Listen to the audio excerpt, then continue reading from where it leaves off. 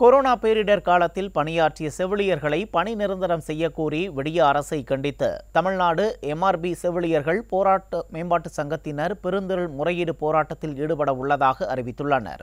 கொரோனாவில் பணியாற்றிய செவிலியர்களை பணி நிரந்தரம் செய்ய வேண்டும், நோயாளிகள் எண்ணிக்கைக்கு ஏற்ப செவிலியர்களை நியமிக்க வேண்டும் உள்ளிட்ட கோரிக்கைகள் திமுக ஆட்சிக்கு வந்ததில் இருந்து முன்வைக்கப்பட்டு வருகிறது.